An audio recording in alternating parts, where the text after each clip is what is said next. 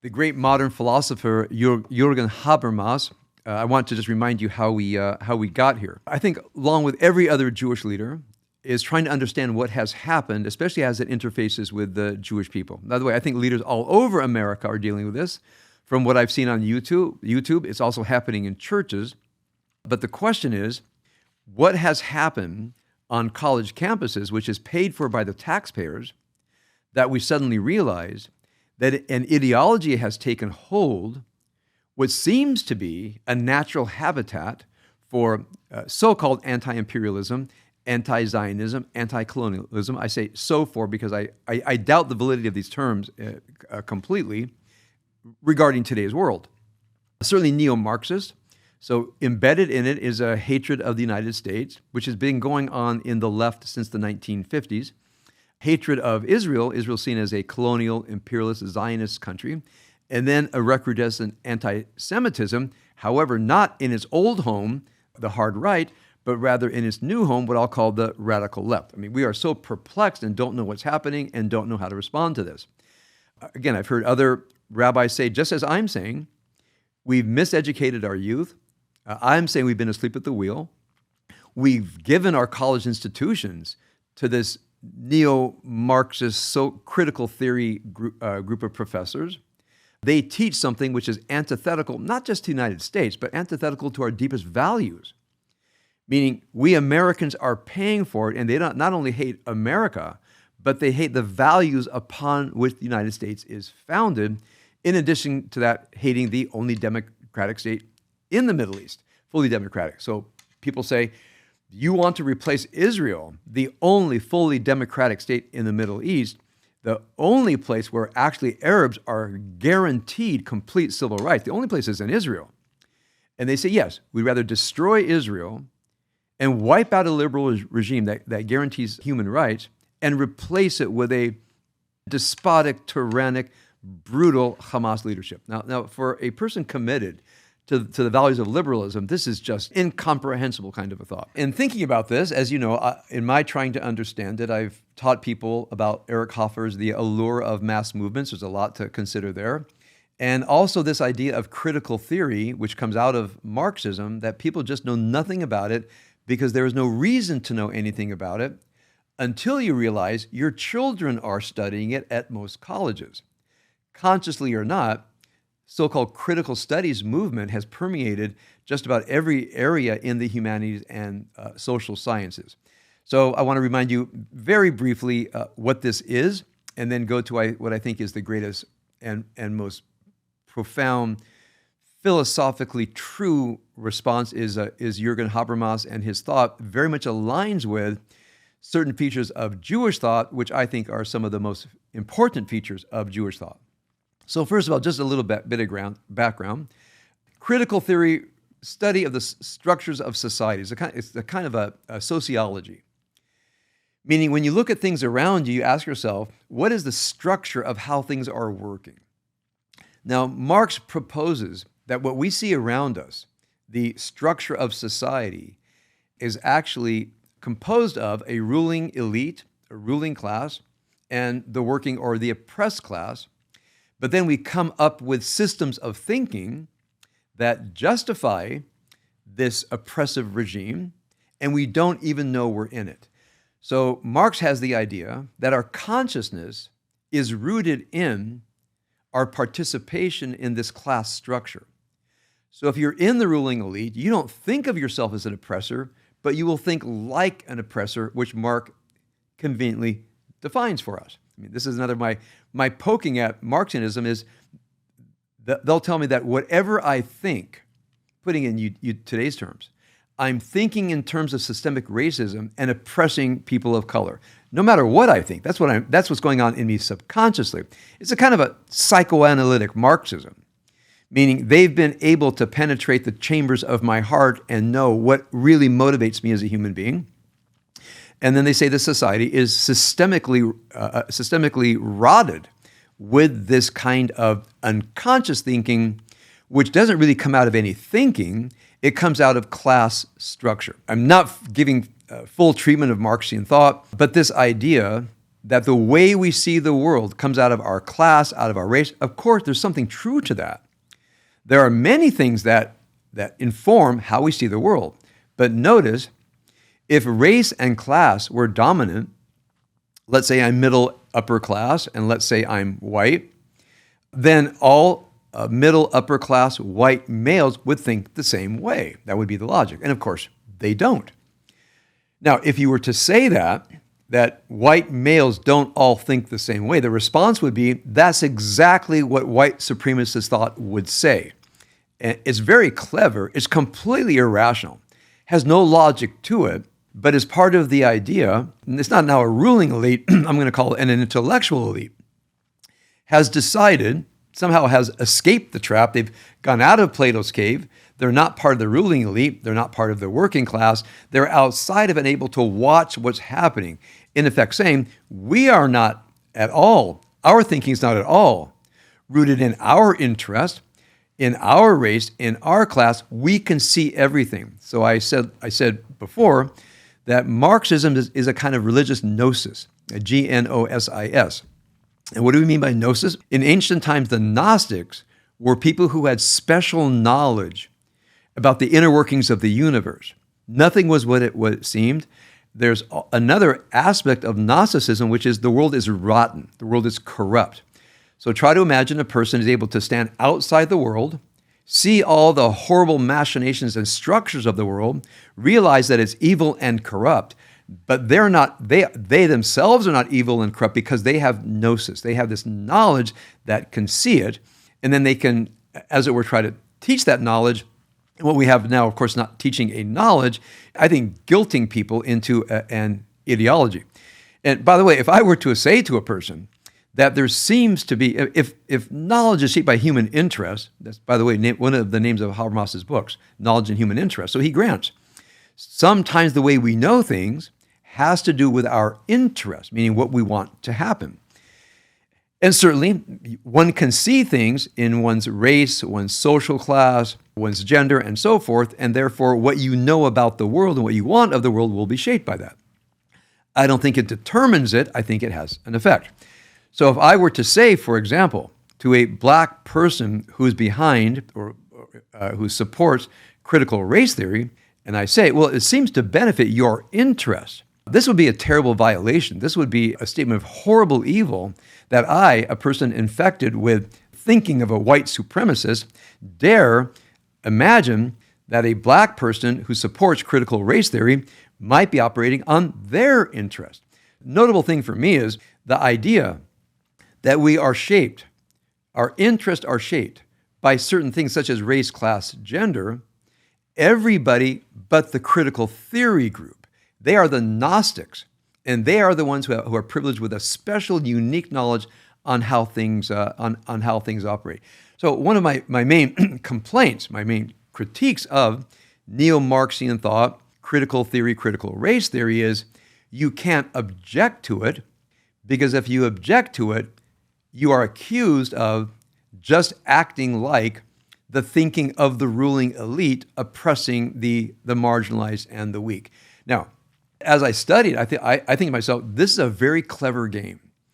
And one reason you can't object to it, because if you object to it, for example, on a college campus, you will be censored. You might even be canceled. Professors are hounded out of institutions that want to critique neo-Marxian critical theory. There are certain words you can't say. In general, you can say genocide of the Jews, but you can't call anybody by their wrong pronoun. Genocide of the Jews, okay, we're just murdering Jews. But wrong pronoun, you're hurting someone's feelings. Now, people are just aghast at the idea of the language and thought control happening in universities with hardly any pushback by the faculty and administration, a bit of pushback now, by our government and so forth, and many citizens. The neo-Marxian critical theory group have been able to accomplish this with barely a whimper on those who stand for free speech. And what they say is, your free speech is harmful to me. It makes me feel bad. So when you say something, for example, my question isn't the intellectual black support for critical race theory, doesn't it serve the interest of black intellectuals, right? I can't say that because it hurts them, because it affirms the oppressive power of the ruling elite.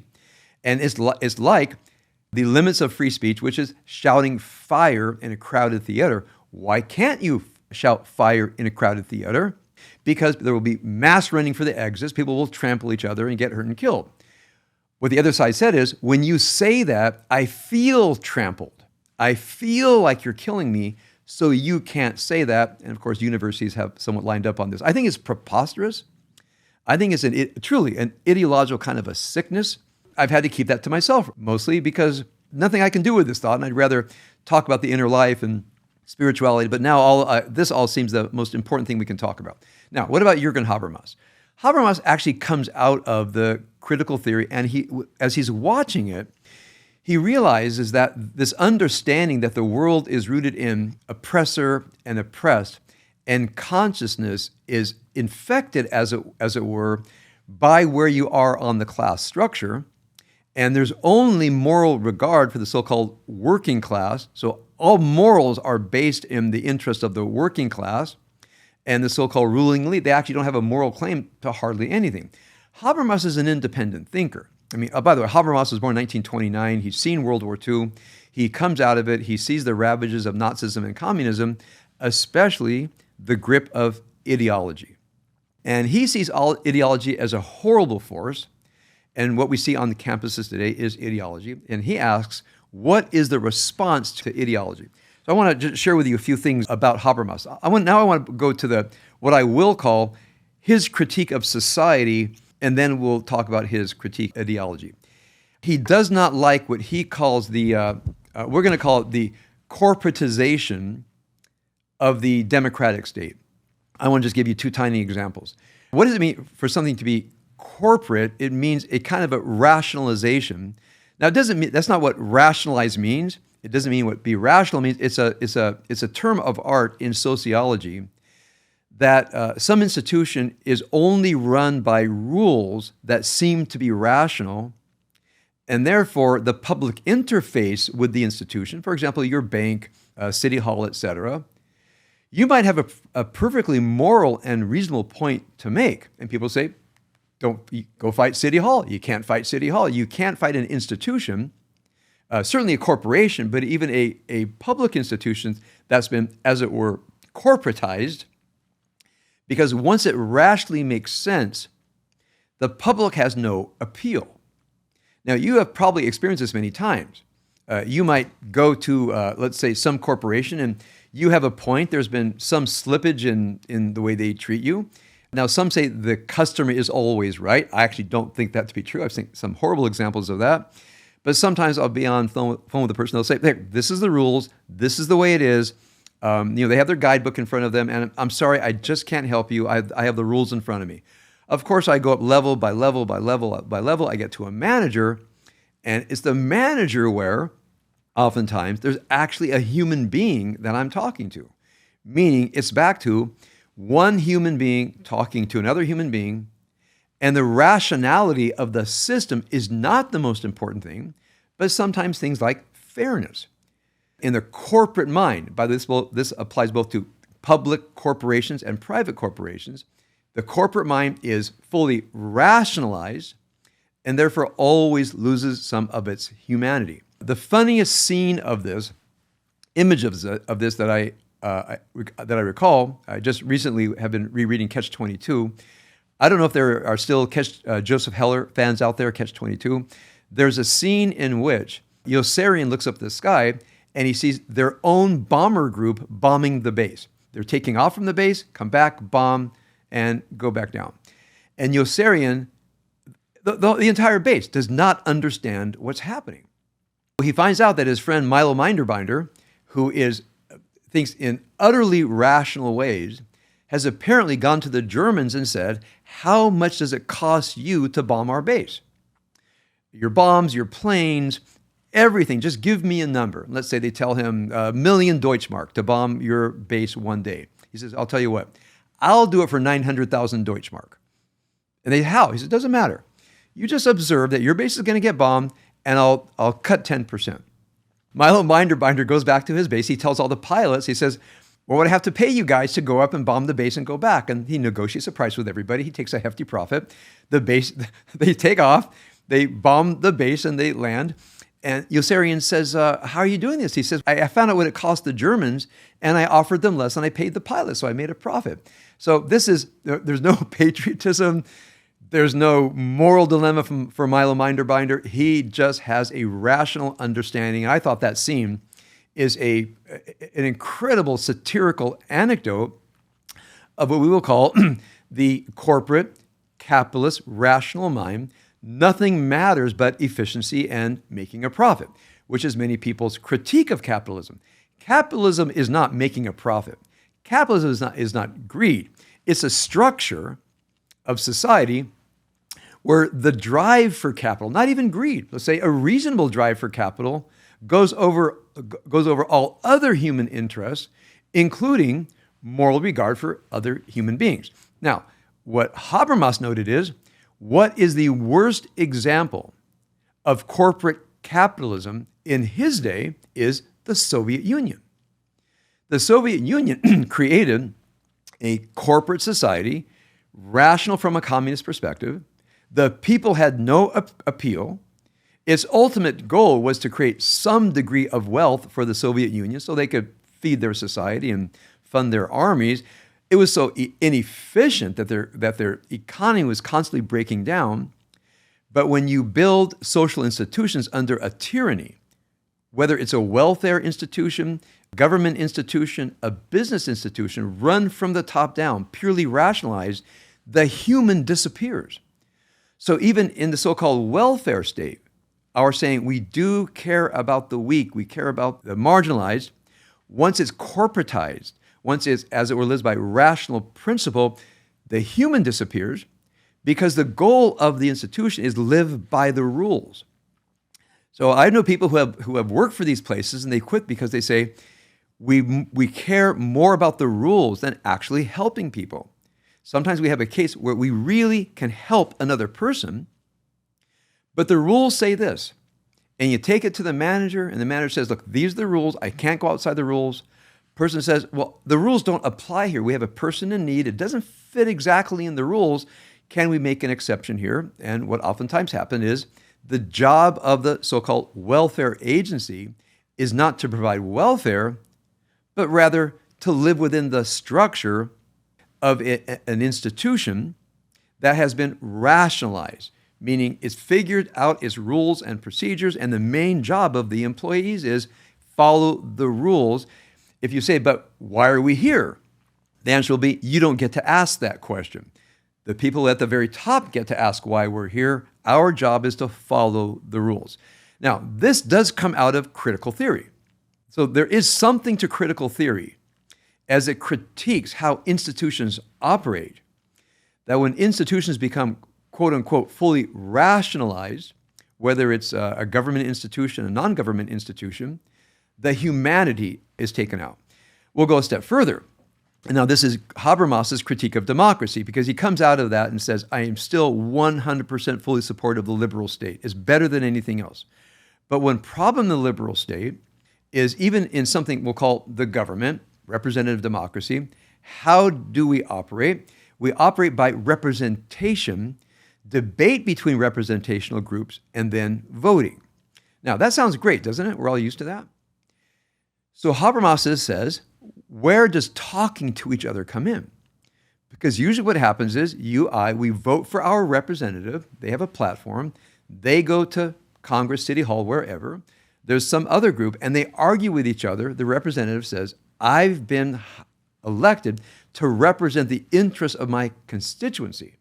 I have not been elected to engage in moral discourse with other people, and that we should figure it out as two human beings, because I don't just represent voters, I represent humans.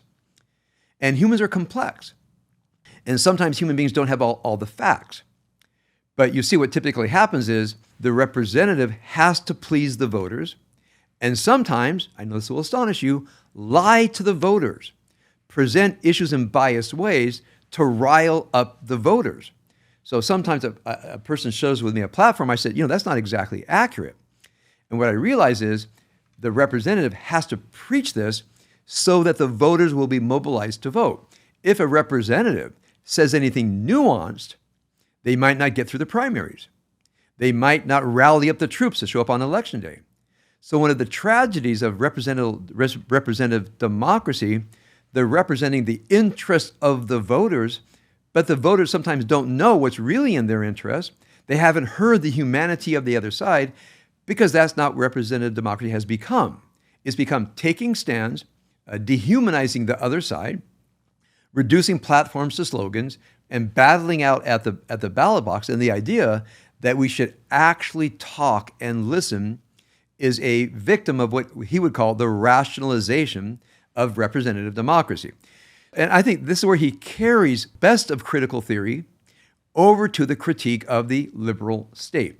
So he's critical of the institutions of the liberal state because in many ways they tend to take the human element out of their deliberations, and at some point we will then say dehumanize. I don't want to say it too strongly, and that we don't know that this is happening. Now, the critique is extended. There's so many other names I could mention that I won't. It's very complex. It's very deep. Sometimes it's just really just kind of turgid writing, but there is some substance there. What does Habermas then recommend?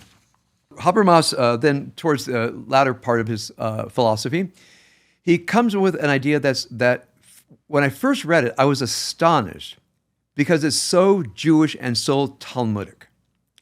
He comes with this idea of communicative discourse. And the idea of communicative discourse is not that I have a truth and you have a truth and we argue our truth. By the way, I have to tell you, I somewhat detest the phrase, that's your truth. Because I love the word truth so much that we should just say it's your opinion. It's not a truth yet. Because when we say it's your truth, we're minimalizing truth to an opinion. See, I think truth is beyond opinions. And from the perspective of Talmudic machloket, the give and take in Talmud on various issues, the premise of Talmudic machloket is neither side has the truth in the beginning of the machloket. Machloket means something like argumentation, but they call it machloket l'shem shamayim. A machloket, the goal of which is for heaven, but I will say for our terms, the goal of the machloket is to find the truth in a very deep philosophic sense. So Habermas' idea, and I fully agree with it, is a single human being thinking alone can never arrive at the truth of anything. It's a very powerful idea.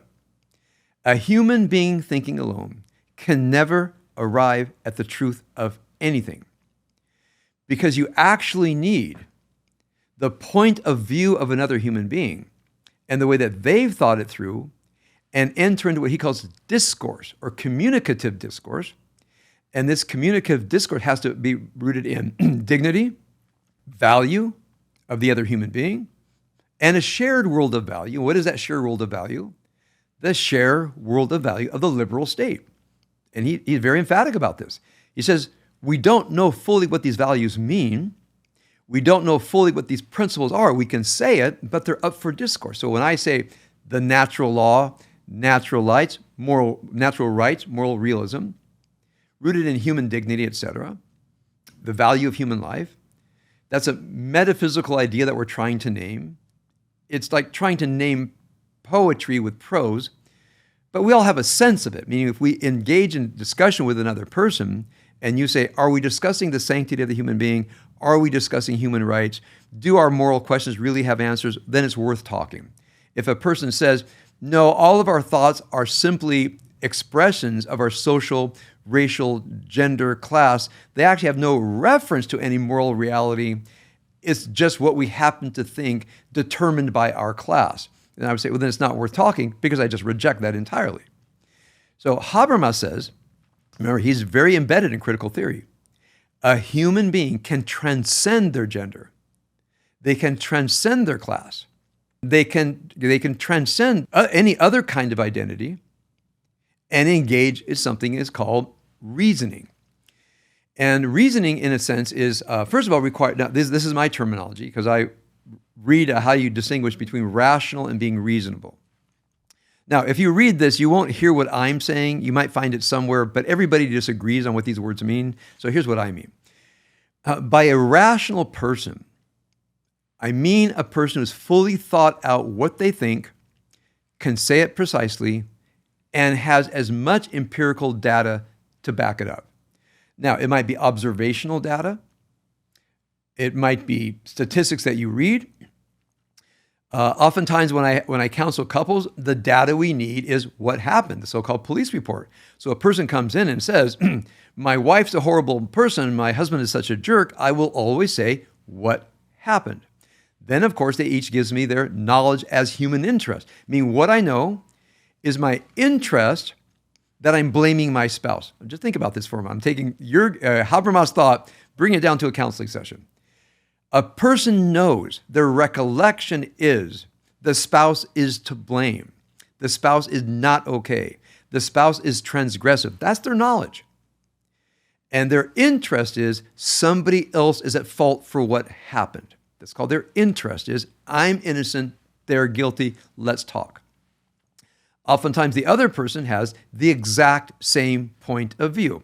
Their starting place is, something happened, I'm the transgressed, the other person's the transgressor, I have a full world of theory to back it up, now let's argue. That is not communicative discourse. So both because I think it's a good idea as a counselor, I think it accords with the idea of machloket, meaning reasoning in the Talmud, I always start with, can I find out what happened? Now, I've said this many times before, but I want to say it again, because there might still be a few holdouts who don't understand the critical importance of what I call the bare bones chronology police report, meaning what the officer would write when they come to a domestic dispute, just the facts, just the facts. So when I try to get people down to the bare bone facts, here's what oftentimes happens. One or both people will be profoundly resistant to recite facts because their facts only have meaning in their narrative. So sometimes when you say to a person, can you tell me exactly what you mean? Can you give me your factual basis? They're profoundly resistant because it's tied to emotions and feelings and judgments that are made without reference to rationality, facts, observations, and so forth. It's a narrative within.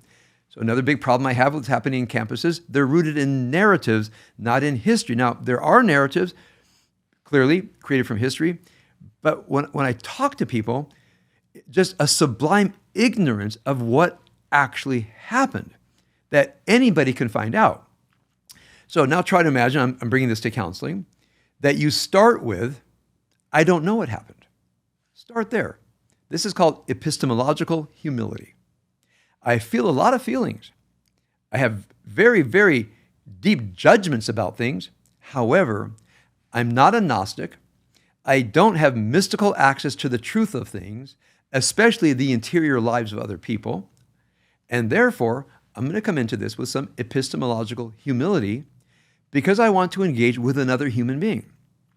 So the first thing we have to think about is, can we at least describe something before we judge it? This is Habermas.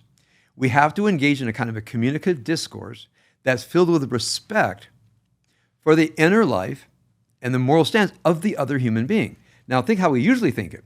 Oh, that person's in that political party, that person holds that opinion, I must batter them, I must argue them, I'll start off the conversation, you're wrong. They do the same thing.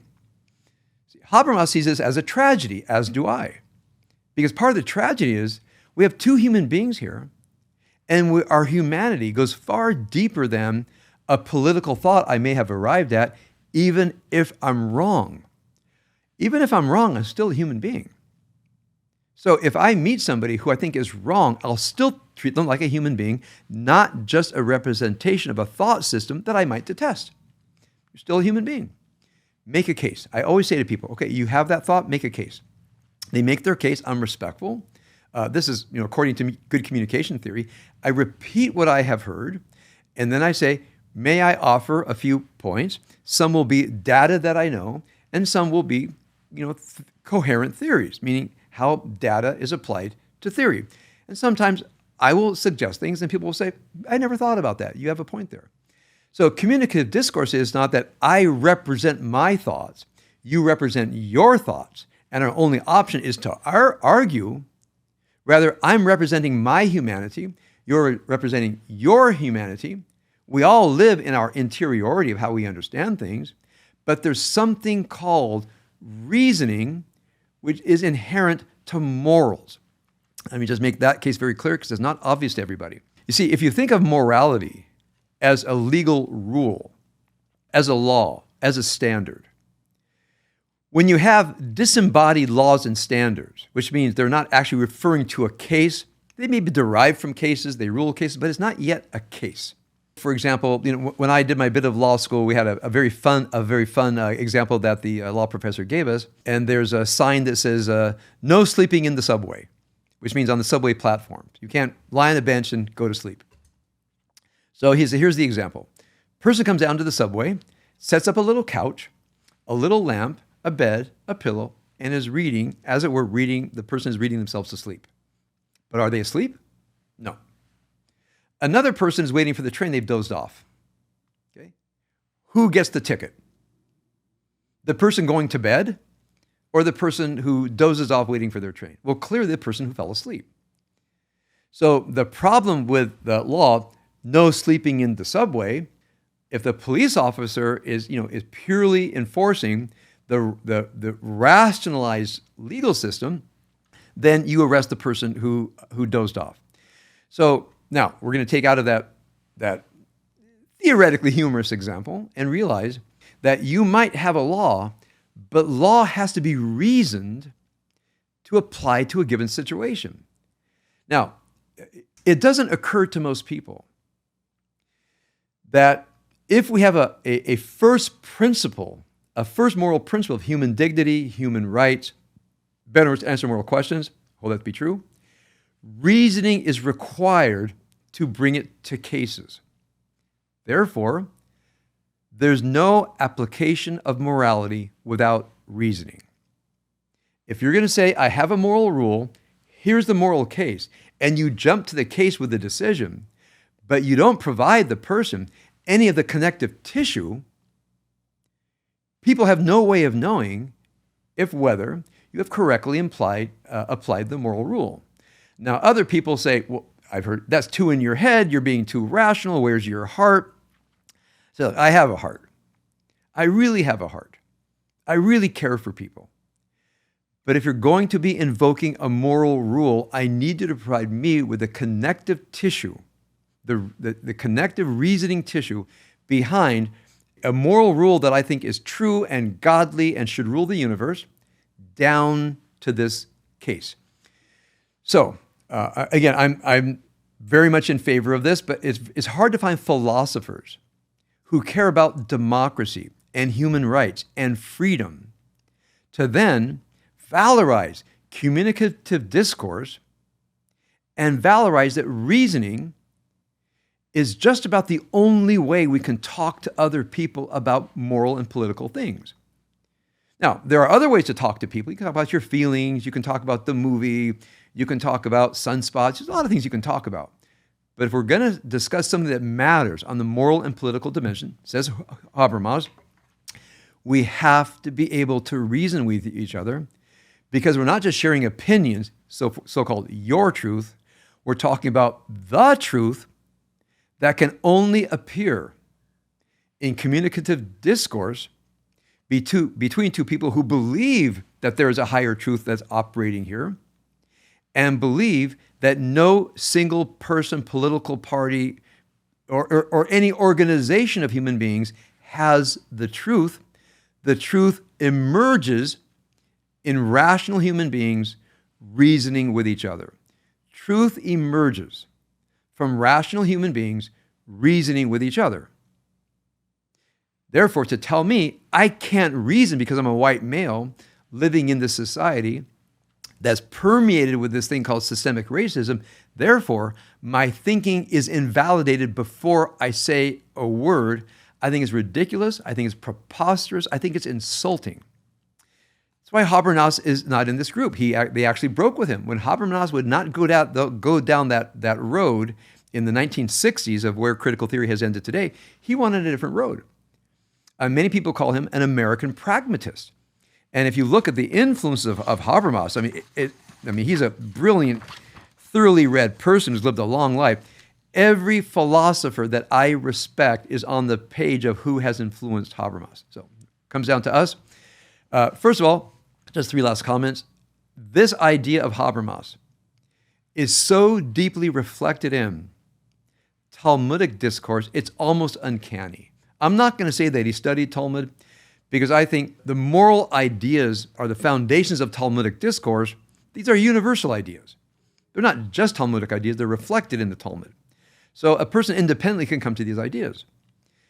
But when you look at, for example, Talmudic machloket, there's always a start when you begin the machloket of you don't know where it's going. Now, here's the interesting thing.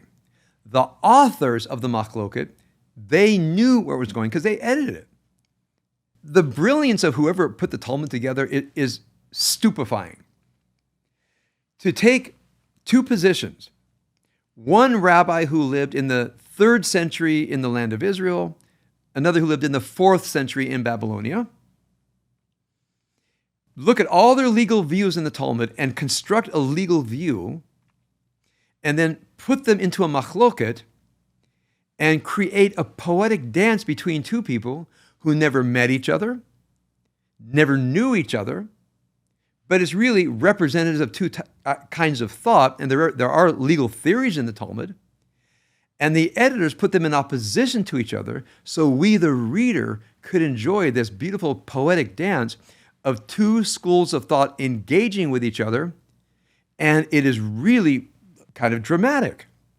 Because one will say, that word doesn't mean that. If you look how that word is used in the Bible here, here, and here, it obviously has to mean that.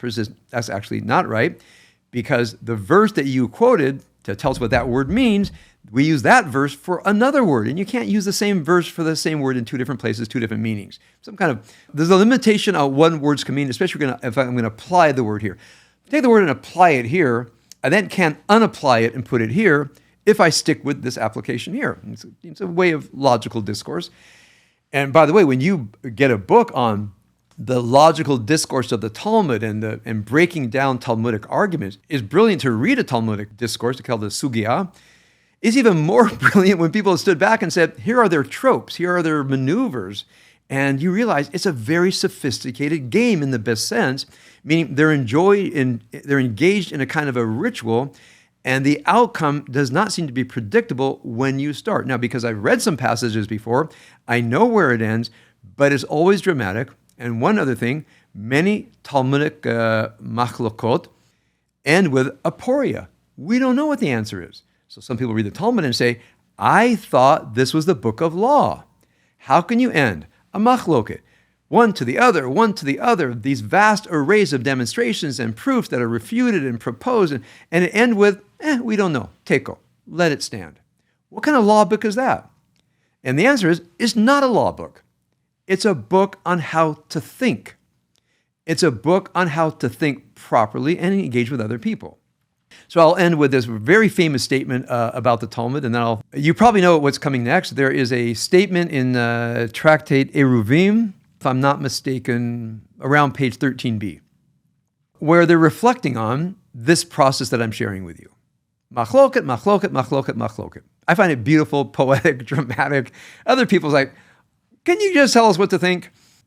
I remember when I first started studying Talmud, I talked to my Rabbi about the poetics of Talmud. He says, no, don't go down the poetics of Talmud, right? It's halacha. I said, I'm sorry, man, this is so poetic, it's blowing my mind. They start to reflect on it. And there's a basic Talmudic rule that in general, you have these 2 schools of thought, substantively, what their conclusions are, but also how they think, called Hillel and Shammai. They are not rabbis, they're sages. This is before the institution of rabbi came. And in general, God prefers the answers of Hillel. So whenever you're reading the Talmud, which is composed several hundred years after these people lived, the Talmud has more or less set it up that the school of Hillel wins the arguments. Just, you know that ahead of time, but you still should study Shammai for reasons I'll talk about later. So then they ask, If it is true, as it says in the Talmud, Elu ve'elu divrei Elohim chayim, if these and these are all the words of the living God, which means God is polychromatic, polysemous, the meaning of God's word, the meaning of Torah is breaks apart into many ways. There's a term called shattering on the rock, that you hit the Torah against a rock and sparks fly in all these different directions. That's their theory of language. You take language and you hit it on the rock of human experience and it explodes into sparks. So they say, Elu ve'elu divrei Elohim chayim. That's a good argument, and that's a good argument, and they are both God's word. That's a foundation of Talmudic thinking, and I think good thinking in general. So they ask, if Elu ve'elu divrei Elohim chayim, if this is true, why does God prefer Hillel? Why isn't he theoretically equal? And here's what the Talmud said. This is Habermas. Because Hillel always presents the arguments of Shammai first. Think about it. Always presents the arguments of Shammai first, fully according to how Shammai would put it. Now think about the person you oppose, the political party you oppose, the ideas you oppose. And you're going to talk about, say, first of all, I want to express your ideas in a way that you would say it before we talk. Nobody does that. We should do it. I try to do it, but very hard to pull off. Before we talk, your ideas go first, and I must repeat your ideas, rehearse your ideas to your satisfaction. Okay? And then I'll share my ideas. So Hillel would always present the ideas of Shammai first. That's the first thing. And then it said how Beit Hillel comport themselves. Their comportment, we're going to say, is humanistic. Now, the reader's a bit stunned because we want to say to God, if these and these are the words of the living God, shouldn't God prefer the legal point of view that's been substantiated, that's been demonstrated? God says, if the Talmud speaks for it, not necessarily. I actually like the process better. The person who wins the argument is the kinder person. The person who wins the argument is the one who evinces respect for the other side. The person who wins the argument is the person who can rehearse the views of the other side, comports themselves with kindness. If these and these are the words of the living God, God says, I'm not going to decide these cases. You're deciding. Now I'm paraphrasing. I'm speaking for God now. You guys are going to work this out. But God said, I'll tell you who I prefer. I prefer Hillel because he seems, this is my words, to understand that even though you disagree with Shammai, Shammai is still a human being of value. His dignity must be preserved. Even if Shammai doesn't always preserve the dignity of other people, he still should be offered with dignity. You remember the famous case where the person comes to Beit Shammai and says, I want to convert to Judaism as long as I can eventually become the high priest. So Shammai's like, he knows he's being mocked, so he runs him off with a ruler. He goes to Shammai and says, tell me the whole Torah on 1 foot. And Shammai runs him off. He comes to Hillel, says, tell me the whole Torah 1 foot. Hillel goes like this. He says, don't do to others what you wouldn't have them do to you. The rest is commentary, go study. Like he got it out on 1 foot. Wow. Hillel could have ran him off for mocking him. Hillel said, fine, I have balance. I have something to say to you. Here it is. It's case specific, by the way. Don't take a person who studied their whole life that they revere and tell them to reduce it to, you're ridiculing somebody. Hillel says, okay, I can take being ridiculed. All right, I'm a grown person. But here's what I'll tell you. Don't do this anymore. And if you really want to understand, take the rule.